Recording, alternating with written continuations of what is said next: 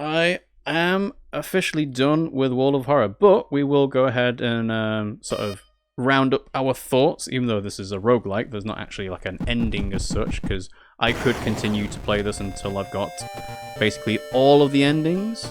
So there's, yeah, I've only got 24% of them, and all of the mystery endings as well. But the reason why I've decided to end there is basically because I can't make these mysteries appear in the order that I want to, other than re-rolling every single time. And as part of the wrap-up for this, I think this is a good game in terms of, like, the premise, but unfortunately, it doesn't really feel finished for the console release, actually. And I know that this game is considered to be version 1.0, so there could be a 2.0 or a 3.0 or something. And that's kind of not what a game for a console should be.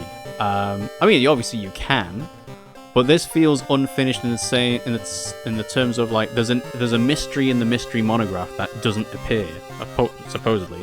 But I wouldn't know that if I was just playing the Switch version. I could be wanting to try and get that mystery monograph completion and just never get it, and I have no idea why.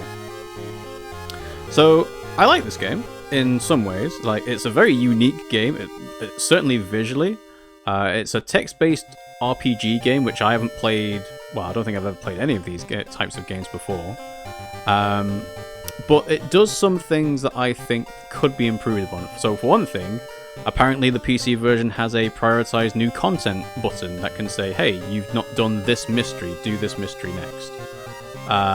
Although things like, I'm reminded of playing 999 and Virtue's Last Reward, where they would speed through events and dialogue that you've already seen, and slow down when you get to decision points where you haven't seen the alternate outcome. And I think that this game could benefit from that as well. I mean, again, it kind of depends on...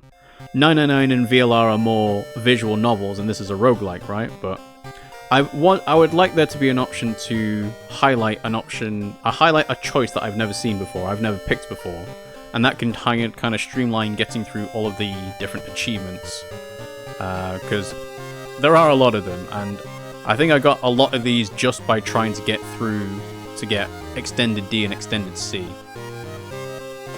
Other things is that, obviously, with this being made for PC first, there's obviously mods for the PC one, and people can make their own mysteries. So, as in, they can create a story based on a myth or a folklore tale, and they can create their own enemies as well. And again, that's not something that a console version can really do.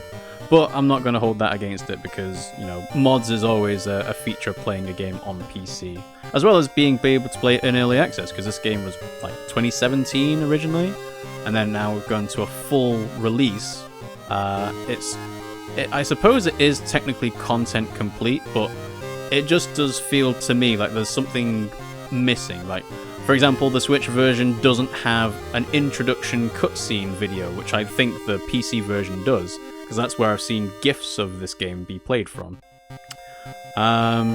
And yeah, like I said, the ability to find new stuff easier and quicker would be good. Because it's like the scenario mode. I was kind of like, I was interested in the scenarios, as in play through the stories, because I've never seen or heard of these folk tales before. I mean, some of them I have, like the School Scissors one. I think the eels in the eye one, I think I've heard of before. But most of the time, I'm just like, I'm interested in the stories and the visuals and stuff like that. But oh well. Having scenario mode be coming soon for a long time just kind of feels like it's, yeah, but it's not actually. So shouldn't put it on there to say if it's coming soon, if it's not actually coming soon. Like, having a roadmap is great, because I'm playing Cult of the Lamb as well, and they've got a roadmap, and they gave an indication of a date for when the next update would be, and they missed that date, but that's because they were working hard on it, and they've now released it, right? So I feel like something like that would be nice for this. But again, they're Cult of the Lamb, Devolver Digital, World of Horror has a much smaller team compared to them. So, yeah, I mean, you know, if you are a fan of horror, I would recommend playing this. Of course, as I've said, we've only done a unique ending for all of the mysteries as of this release. We've not found all of the different endings for each of the mysteries, but that's not something that I'm gonna go through and try and figure out live on stream, because it's just not happening. But yeah, we like most of the events, most of the enemies. Oh, almost all the enemies actually. Nice. And then about 40% of the achievements, but that's because you need to specifically work towards them, like sacrifice an ally with a ritual dagger and win using a specific backstory and stuff like that. So yeah, cool. That will wrap it up for today.